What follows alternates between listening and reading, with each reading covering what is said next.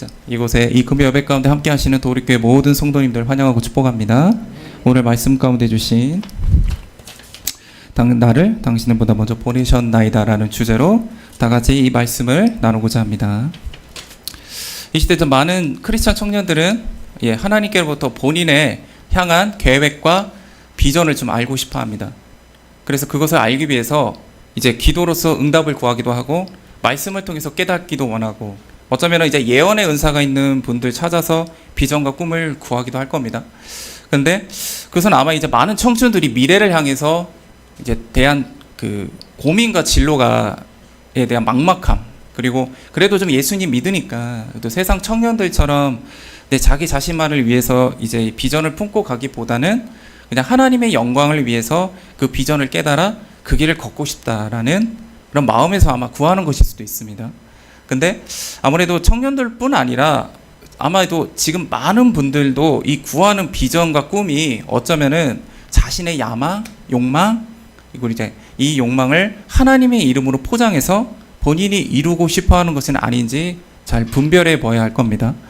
즉 비전과 꿈을 구하는 그 중심이 나인지 아니면 하나님인지 살펴볼 필요가 있다는 것이죠.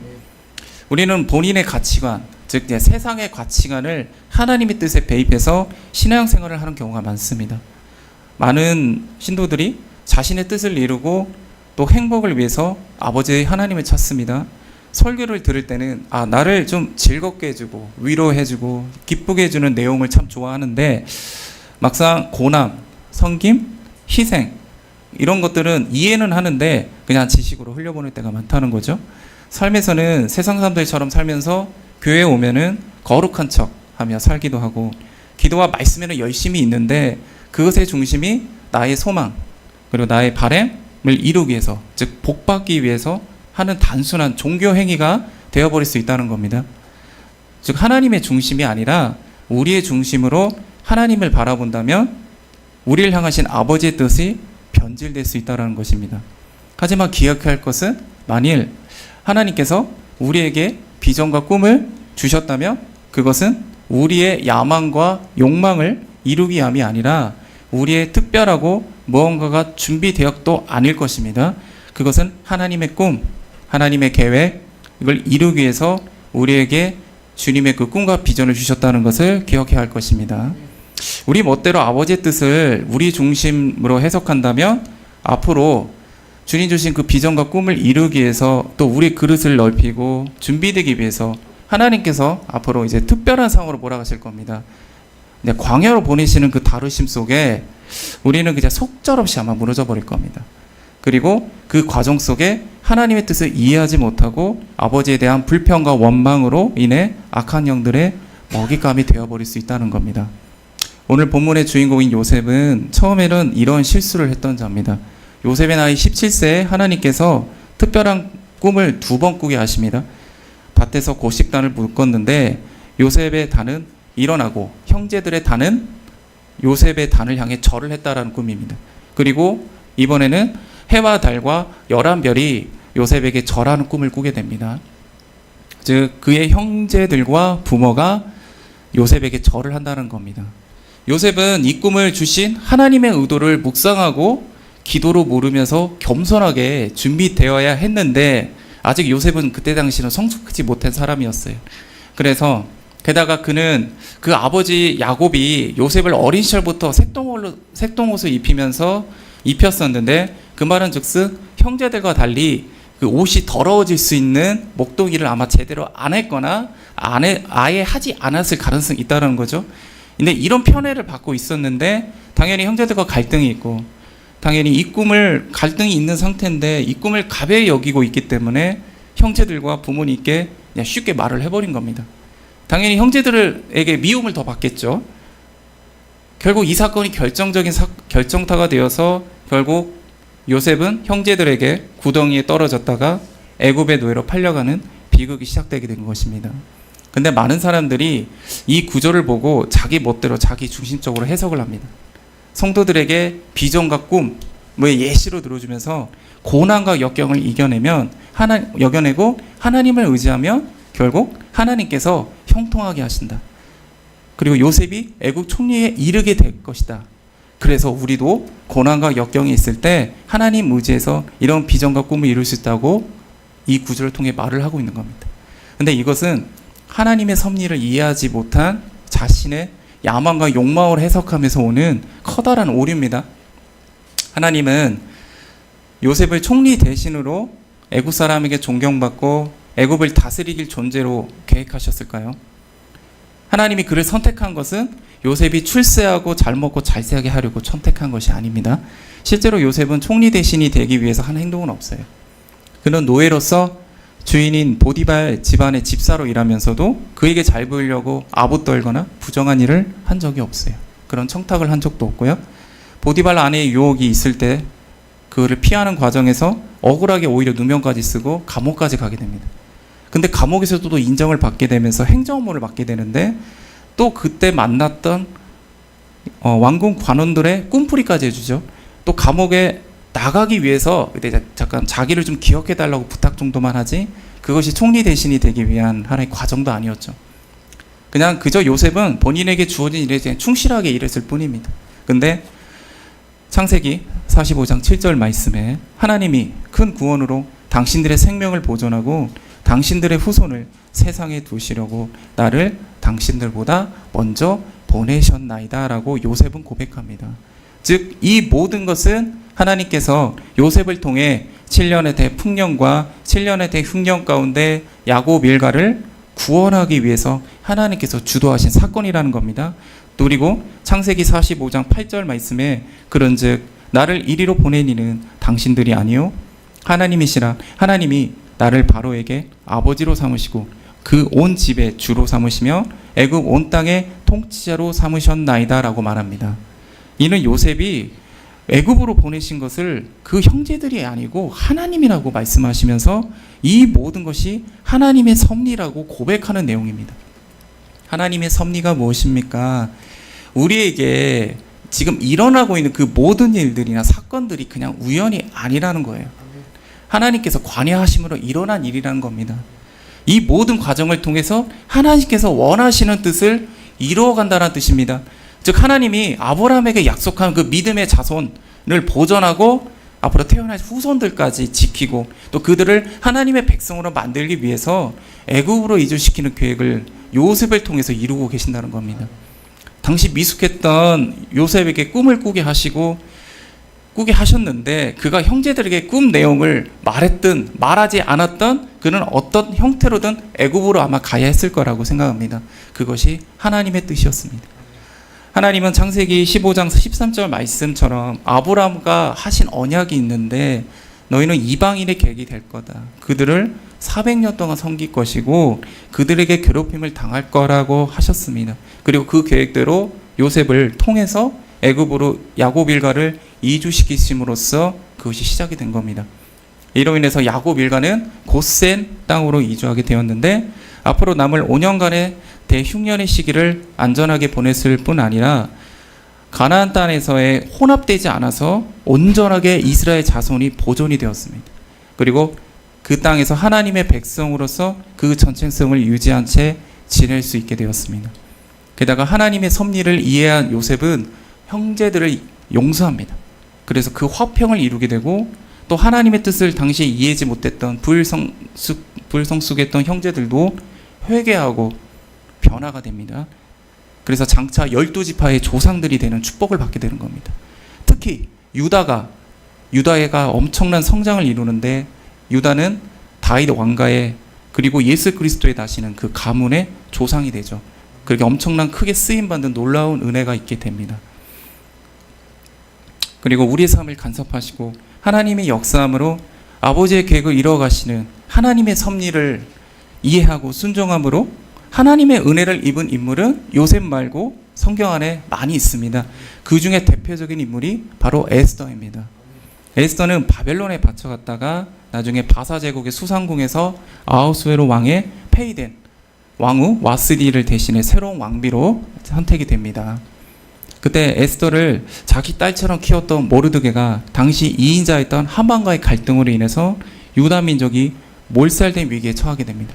하만에게 모든 신하가 무릎을 꿇고 모든 경의를 표해야 하는데 모르드게는 무릎을 꿇지도 않고 경의를 표하지 않았던 겁니다. 그는 모르드게는 여호와 하나님 외에는 나는 무릎을 꿇지 않는다. 절하지 않는다. 그러면서 본인이 유다인인 것을 드러냅니다. 근데 이런 모르드게가 굉장히 괘씸했죠. 하만은. 근데 아이러니하게도 모르드게는 하만은 유다 민족의 원수였던 아말렉 족속의 후손입니다. 아말렉 족속은 이스라엘이 출애굽할 때부터 이스라엘을 대적으로 등장했던 족속입니다. 모르드게가 유다인임을 평소에 이제 드러내고 사니 하만은 오히려 하만은 모르드게 개인에게 분노한 게 아니라 유다 민족 전체에게 분노하고 유다 사람을 모두 몰살시킬 계획을 세우게 된 겁니다. 그러자 모르드게가 에스더 왕비와 접견하면서 유다 민족의 구원을 구하는데 이 두려워하는 에스더에게 하나님의 섭리를 설명합니다. 에스더 4장 14절 말씀에 이때 내가 많이 잠잠하여 말이 없으면 유다인은 다른 데로 말미암아 노임과 구원을 얻으려거니와 너와 내 아버지의 집은 멸망하리라. 내가 왕후의 자를 얻은 것이 이때를 위함이 아닌지 누가 알겠느냐 하니 라고 말합니다. 즉 에스더가 왕비가 된 것은 물론 그녀가 아름답고 지혜롭지만 그것만이 특별한 것은 아닐 것이고 그냥 우연히 된 것도 아니고 하만에게 몰살될 위기에 처한 우리 유대인들을 도우라는 하나님께서 미리 왕비가 되게 하셨다는 겁니다. 그리고 이런 하나님의 섭리를 이해한 에스더는 모르드게에게 3일간 금식을 요청한 후에 왕에게 죽으면 죽으리라라는 심정으로 나아갔고 하나님께서는 결국 유다인들을 몰살시키려 하였던 하만의 계획을 저지시켰고 유대인들을 모두 구원하게 됩니다. 게다가 모르드게 뿔을 높이셨고 아말렉 족속의 후손인 하만을 몰락시킴으로써 하나님 백성의 승리임을 만천하에 드러내셨습니다. 이 또한 에스더를 통한 유대인을 구원하시려는 위대한 하나님의 섭리의 사건입니다. 네, 우리의 삶 동안 마찬가지일 겁니다. 여기 계신 모든 도우리교회 성도님들은 하나님의 거룩한 꿈과 계획에 맞춰서 이곳에 주님께서 모이게 하셨음을 믿으십니까? 우리 각자 삶 가운데 나름의 연단의 시간 가지시고 하나님의 인도하심으로 이곳 도우리교회로 오게 하셨음을 믿습니다. 그리고 이 모든 것의 인도하심이 결코 우연도 아니고 각자 부어져 있는 하나님의 사명에 맞게 훈련받고 하나님이 쓰실 그릇으로 준비시키기 위한 하나님의 섭리였음을 믿습니다. 창세기 45장 5절에서 7절 말씀에는 요셉은 하나님께서 자기를 먼저 보냈다라고 2번이나 말씀하세요. 이 2번이나 반복이 된다는 건 그만큼 중요한 고백이고 하나님의 섭리를 나타내는 중요한 사건이었다는 겁니다. 이처럼 우리도 요셉과 같이 그 정도는 각각 차이는 있겠지만 방식도 다르지만 하나님의 섭리에 따라 삶 속에서 먼저 보냄을 받은 자이심을 믿으시길 원합니다. 우리 모두는 각자 하나님의 뜻에 따라 다양한 방식으로 아버지께서 앞서 보내셨을 겁니다. 갑자기 가장 가까운 존재들에게 배신도 당하고 심적으로 무너진 상황으로 하나님이 보내셨기도 했고 본인에게 가장 든든했던 그 기둥들이 무너지기도 하고 재정적인 어려움에 봉착하기도 하고 그래서 매우 낙심되고 힘든 상황을 이 처한 상황으로 주님이 우리를 보내셨을 수도 있습니다. 또 건강에 이상이 생기거나 병원에 가도 치료가 더디되고 어쩌면 제대로 된 변명도 알 수 없는 그저 눈물만 삼키는 상황으로 주님이 보내신 성도님도 있을 겁니다. 또 영적으로는 어둠의 영에게 눌려 있거나 고통받고 제대로 된 생활을 하기 어렵거나 아니면 세월 낭비하면서 자존감 박살나고 아무것도 제대로 하지 못하고 있는 상황을 또 주님이 보내셨을 수도 있습니다. 근데 제일 가장 힘든 게 그래도 하나님 믿고 신뢰하면서 끝까지 포기하지 않고 버텨보는데 점점 상황이 좋아지기보다는 힘들어지는 경우가 있죠. 요셉은 노예 생활 중에서도 묵묵하게 보디발 집안의 집사일을 열심히 했는데 오히려 보디발 아내의 유혹을 받고 그 유혹을 피해버렸는데 오히려 모함을 받아서 감옥에 갇히게 되어버린 것이죠. 이처럼 여기 계신 모든 도우리 교회 성도님들은 하나님의 섭리에 따라 각각 환경과 상황으로 먼저 보내심을 받았고 거기에서 견뎌내고 인내하고 또 하나님께 매달리면서 여기까지 오게 되셨음을 믿습니다. 그 과정에서 참 낙심하고 괴롭고 고통스럽겠지만 그걸 통해서 하나님께서는 겸손을 배우게 하셨을 것이고 하나님만 바라보게 하셨고 하나님께 쓰실 그릇으로 만들어가고 있음을 믿습니다. 그리고 하나님께서 우리들을 사용하실 때 우리들의 그 모든 문제들이 해결되고 묶인 것들이 풀어지고 막힌 것들이 뚫려지게 하는 역사가 있을 줄 믿습니다. 우리 도립교회도 마찬가지입니다. 하나님께서 우리 담임 목사님 통해서 미리 앞서 보내셨죠. 그 과정에서 역시 고난과 아픔, 힘듦이 있었죠. 근데 이 또한 우리 교회를 하나님께서 우리 교회를 통해서 하실 일들이 하나님께서 주신 그 놀라운 꿈과 비전이 어마어마하기 때문에 이루기 위해서 하나님께서 이 교회를 연단하고 훈련시켰던 겁니다.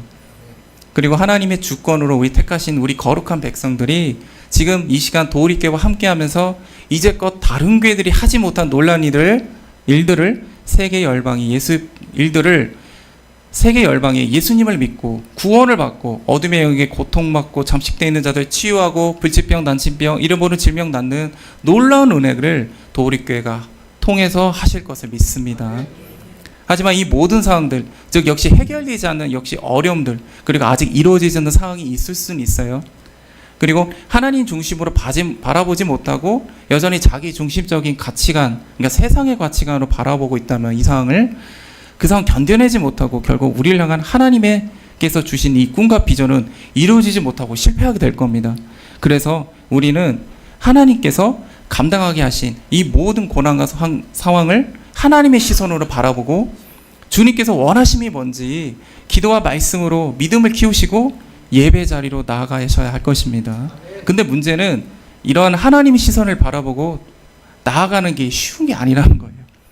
어쩌면 지금 우리에게 주어진 이 꿈과 비전이 그냥 우리가 평소 꿈꾸던 게 아닐 수도 있어요. 아마 요새처럼 어쩔 수 없이 주님께서 떠밀듯이 걸어가게 된 길일 수도 있단 말이죠. 하지만 우리를 선택하신 것은 하나님 아버지 하나님이시고 이것은 하나님의 주권입니다. 전능하시고 거룩하신 하나님의 선택은 절대 후회함이 없다고 하셨어요. 우리가 그분께 마음을 그냥 완전히 포기하시고 순종으로 나아가시길 원합니다. 그렇다면 우리들은 어떻게 이 길을 걸어가야 앞서 보낸 이 고난의 삶과 환경을 극복하고 하나님께서 우리를 향하신 하나님의 꿈과 계획을 이루어줄 수 있을까요? 먼저 세상의 가치관이 아니라 하나님의 가치관을 가지고 인내하시고 하나님의 시선으로 바라보며 섬기고 충성하시길 원합니다. 우리가 세상의 기준을 보면 우리는 참 미련한 자입니다. 또 세상적인 표현으로 얘기하면 루저입니다. 루저.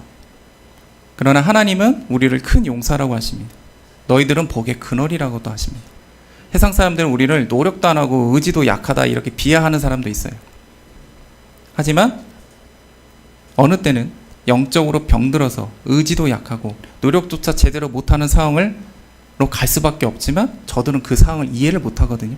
그렇기 때문에 우리는 하나님의 시선으로 우리가 처한 환경과 상황 그리고 앞으로 섬길 자들을 이해하고 바라보아야 한다는 겁니다.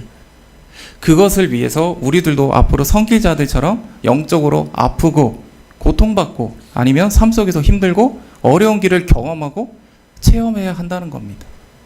우리가 그 힘든 상황을 지식으로 눈으로만 이해하는 게 아니라 직접 느끼고 깨달아야 그들의 아픔을 공감하고 눈물 흘리고 우리가 그들을 도울 수 있다는 겁니다. 하나님이 요셉을 통해서 야곱 일가를 구원하셨는데 당시 고센 땅에 따라간 일가의 수가 총 70입니다. 성경에서 70이라는 숫자의 의미는 세계 열방이라는 의미가 있다고 합니다. 우리들도 요셉처럼 앞서 보내신 자라고 하는데 이 또한 하나님께서 세계 열방을 구원과 회복의 꿈을 위해서 요셉처럼 우리들을 앞서 보내셨다는 거예요. 마태복음 10장 2절 말씀에는 12사도를 소개하고 있는데 여기서 사도란 말의 어원이 아포스톨로스라고 합니다. 이 말은 보냄을 받은 사람이라는 뜻인데 5절에서는 예수님께서 이 12를 내보내신다고 하시면서 즉슨 예수님께서 이 12사람을 친히 보내셨다라는 말씀입니다. 예수님은 이 12사람을 복음을 전하기 위해서 보내셨다라는 거죠.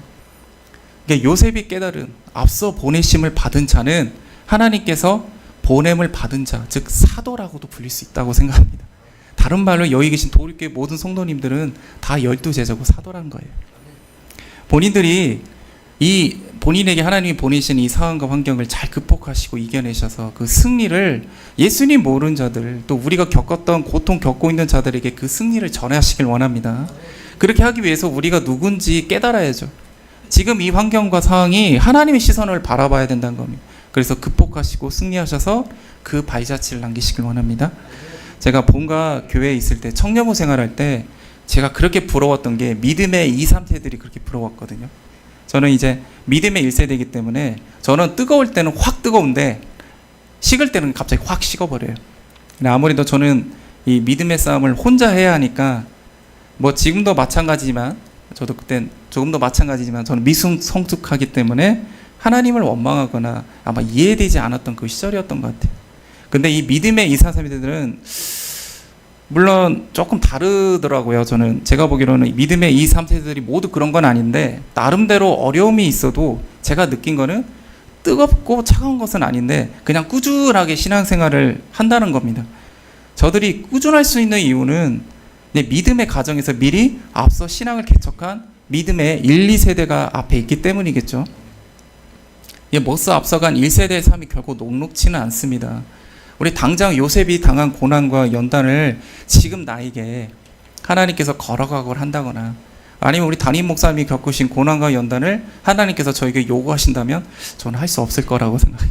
할 수 없을 거라고 말할 것 같아요.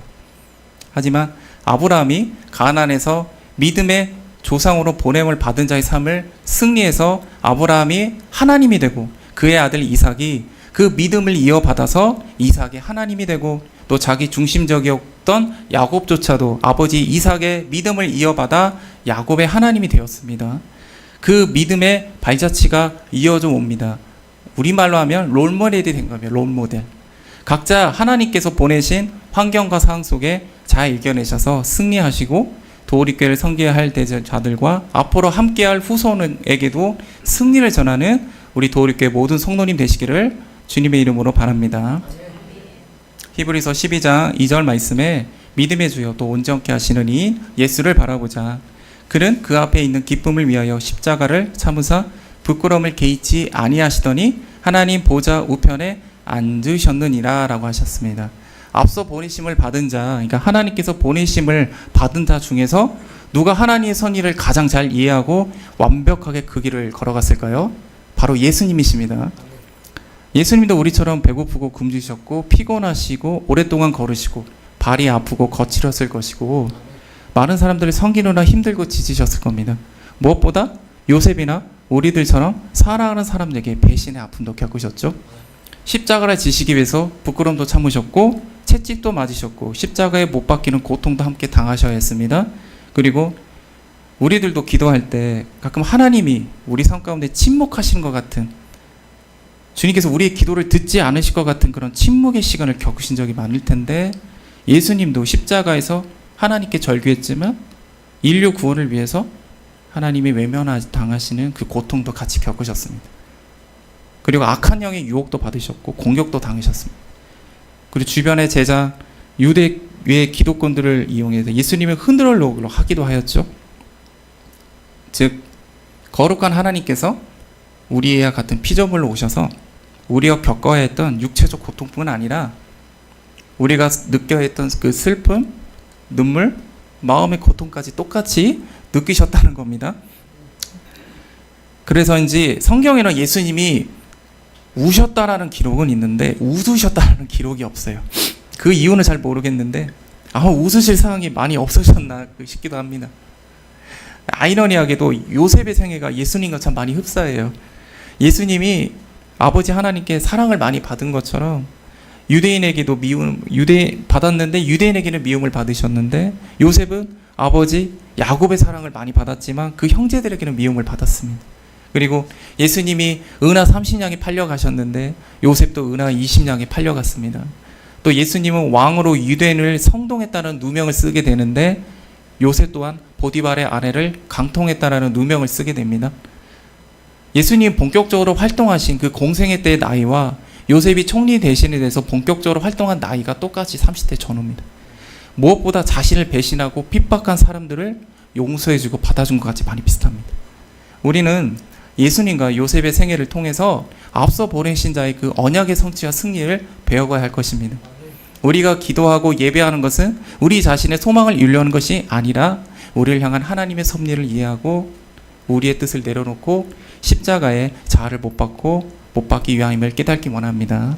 그리고 예수님께서 걸어가신 이 모든 발자취를 알기 위해서 말씀을 보시고 묵상하시면서 예수님이라면 어떻게 하셨을까 늘 고민하시고 예수님이 남기신 발자국과 똑같이 걸으시면서 걸어가시길 원합니다. 예수님을 닮기 위해서 노력하시고 예수님만 올인하여 각자 하나님께서 보내신 삶의 여정 속에 승리해서 하나님의 꿈을 이루는 모든 도우리교회 성도님 되시기를 원합니다. 사랑하는 우리 도우리교회 성도 여러님들, 우리 애굽으로 팔려간 요셉이 하나님께 구한 꿈이 무엇이라고 생각하십니까? 제가 앞서 말했듯이 고난과 역경을 이겨내고 하나님을 끝까지 의지해 속리대신이 되어서 부모 형제들에게 절을 받기 원한다고 요셉이 기도한 꿈이 요셉의 꿈일까요? 저는 개인적인 생각인데 요셉은 하나님께 단순히 고향으로 돌아가 가족에게 돌아가는 것이 요셉의 꿈이었다고 생각합니다. 구덩이에 빠질 때도 구덩이에 나와서 형제들과 관계 회복하고 집에 가는 것을 구했을 것이고, 애굽으로 팔려가 보디발의 노예로 살 때도 노예생활 끝나고 빨리 가족의 집에 가는 것을 아마 꿈꿨을 겁니다. 억울한 누명을 쓰고 감옥에 갇힐 때도 감옥에서 풀려나 집으로 돌아가는 것을 구했을 겁니다. 근데 놀라운 거는 그가 결혼을 하고 므낫세, 에브라임이라는 두 아들을 두며 자신만의 가족을 꾸리게 되는데 이 두 아들 모두 이스라엘 12지파로 들어가는 영광을 얻게 됩니다. 그리고 이번에는 야곱이 일가가 고센 땅으로 이주해서 그토록 가고 싶었던, 만나고 싶었던 가족이 아예 자신에게 통째로 오게 됩니다. 비록 요셉이 생각했던 방식은 아닌데 하나님의 방법으로 이 꿈을 이루어 주신 거예요. 그리고 그토록 가고 싶었던 고향, 하나님이 약속했던 가나안 땅은 죽어서 미라가 되고 잠시 애국 땅이 묻혀 있지만 유언으로 다시 가나안 땅으로 돌아갈 때 자신의 유고를 다시 고향 땅으로 묻어달라라고 유언을 남김으로써 나중에 그 꿈이 이루어지죠. 실제로 지금도 세겜 땅에 요셉의 묘로 추정되는 무덤이 있다고 하더라고요. 우리 담임 목사님은 예전에 자연인 하고 싶다고 이렇게 하나님께 구하셨다는데, 지금은 하시는 사역이 워낙 크니까 바쁘시고 힘드시니까 어렵지 않을까 싶지만 나중에 하나님께서 산 자체를 아예 그냥 매입하게 하셔갖고 사역 끝나면 성도를 방해받지 않고 마음껏 하실 수 있겠다고 하나님이 약속하셨다고 하잖아요. 우리 하나님의 꿈을 이루는 이 사명을 위해서 주님께서 보내심 받고 가게 된 우리 도우리교회 모든 성도님의 작은 소망도 하나님 외면하지 않으실 줄 믿습니다. 우리의 생각과 방법이 아니라 하나님의 생각과 방법으로 아마 이루어 주실 거라 믿습니다. 그래서 예수님께 우리가 100% 올인하고 자신의 생각과 가치관 매일매일 십자가 앞에 내려놓고 겸손하게 지금 우리 앞에 맡겨진 작은 일이라도 충성하시길 원합니다. 우리 각자 상황과 인생길 가운데 승리하시고 이겨내셔서 우리들처럼 힘들고 아프고 지친 자들 섬기시고 우리보다 앞서가신 예수 그리스도의 발자국을 따라가며 그분을 닮고 예수님이라면 어떻게 하셨을까 늘 기억하시면서 하나님의 주권과 섭리대로 잘 인도되셔서 하나님의 꿈을 이루고 그 사명을 잘 감당하시는 우리 도우리교회 모든 성도님 되시기를 예수님 이름으로 축복합니다. 기도하겠습니다.